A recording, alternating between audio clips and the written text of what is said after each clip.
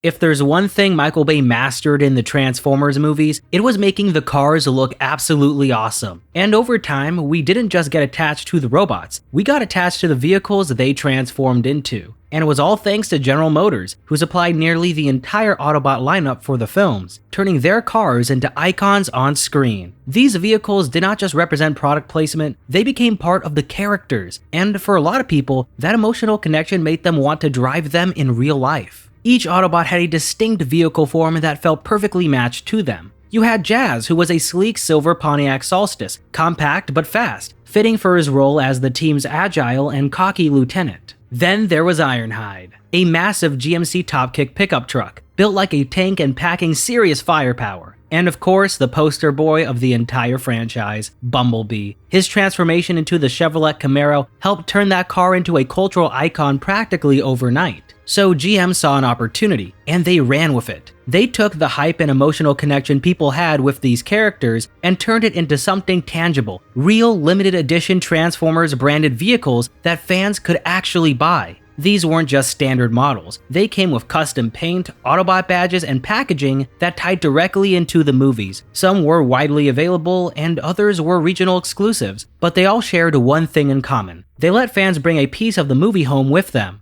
So without further ado, let's take a look at all the official General Motors Transformers Special Edition vehicles that you could actually own. A driver don't pick the car. The car pick the driver.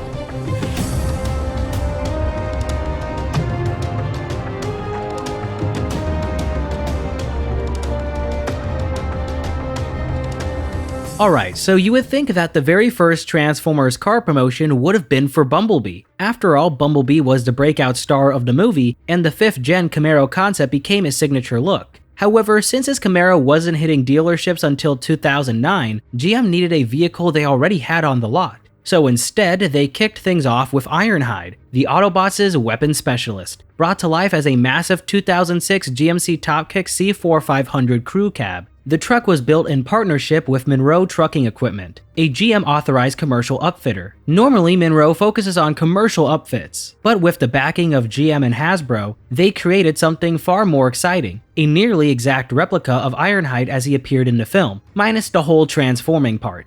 Starting with the exterior, Monroe replaced the standard TopKick dualies with 20-inch black painted aluminum wheels wrapped in massive 40-inch off-road tires, giving the truck an aggressive lifted stance. It came equipped with big rig-style vertical chrome smokestacks, horizontal stainless steel step tubes, and custom front and rear bumpers finished in a textured black powdered coat. A 16,000-pound winch was mounted directly into the front bumper, giving it real towing and recovery capabilities. One of the coolest details was the Autobot logo that was molded into the tailgate, just like in the movie. The bed itself featured a dual rear wheel box with composite flared fenders, keeping the utility of the base truck while matching the movie silhouette. Now, before we move on to the other features Monroe added, I want to give a quick shout out to the sponsor of today's video, Private Internet Access. Browsing the internet without a VPN is kind of like sending a secret Autobot transmission straight through Decepticon territory, unencrypted. Anyone can see it, your internet service provider, network admins, even government censors. And in this digital age where your data is basically more valuable than Transformium, that's a problem. And so that's where Private Internet Access comes in. PIA is a virtual private network that hides your IP address and encrypts your internet connection through a secure tunnel. That means your activity stays protected from hackers, trackers, or let's be honest, Soundwave. I love PIA because they are the world's most transparent VPN provider. With over 30 million downloads and a strict no-logs policy that's been proven in court and verified by a third-party audit from Deloitte, it's also open source, meaning anyone can inspect the code, which makes it one of the most trustworthy VPNs out there. But beyond privacy, it's also great for entertainment. Whether you want to stream geo-block content like watching Transformers Revenge of the Fallen, which isn't on US streaming platforms but is available in Canada, just switch your virtual location with PIA and you're good to go. It even supports P2P file sharing, which most VPNs don't. It works on Windows, macOS, Android, Linux, iOS, and more, and one subscription covers an unlimited number of devices. Right now, if you use my link in the description, you can get an exclusive deal, 83% off. That's just $2.03 a month. Plus, you'll get 4 extra months completely free. It's totally risk-free with a 30-day money-back guarantee and 24/7 customer support.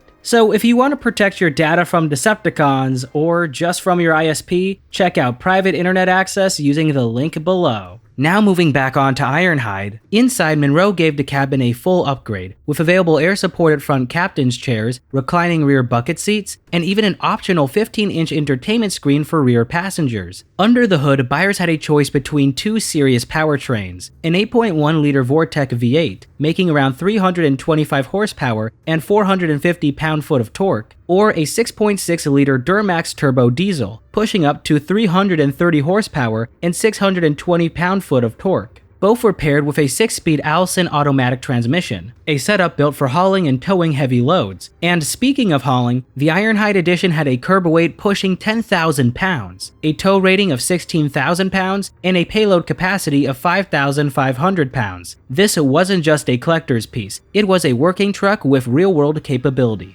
As for the price tag on this bad boy, if you wanted one back then, you were looking around $65,000 to $110,000, depending on how it was spec'd, making it the most expensive Transformers Special Edition vehicle ever offered to the public, and likely the most expensive Transformers product ever sold. The Ironhide edition was announced and available to order on July 6, 2007. Which was 3 days after the first Transformers movie released in theaters. While the Ironhide edition was built to match the movie version as closely as possible, there were a few noticeable differences. For starters, Ironhide's blue-tinted running lights were swapped for standard amber ones to meet road safety regulations. The side mirrors were also different. Instead of the sleek aerodynamic mirrors used in the movie, Monroe opted for larger, more functional towing mirrors better suited for real-world use. Aside from those changes and a handful of other small discrepancies, this was about as close as you could get to owning Ironhide in real life. But while Ironhide brought brute force for car buyers, another Autobot brought the flash, the flare, and a whole lot of yellow. Bumblebee. For a lot of fans, seeing Bumblebee transform into the sleek, aggressive 5th-generation Camaro in the first Transformers movie wasn't just cool, it was unforgettable. And ever since that moment, people wanted one, not just a Camaro. They wanted Bumblebee's Camaro. And so on July 22, 2009, to coincide with the release of Transformers Revenge of the Fallen, GM officially gave fans what they've been asking for, the Transformers Special Edition Camaro. Announced at San Diego Comic-Con, this was a limited time appearance package that could be ordered on LT or SS trims, but only in the Rally Yellow color.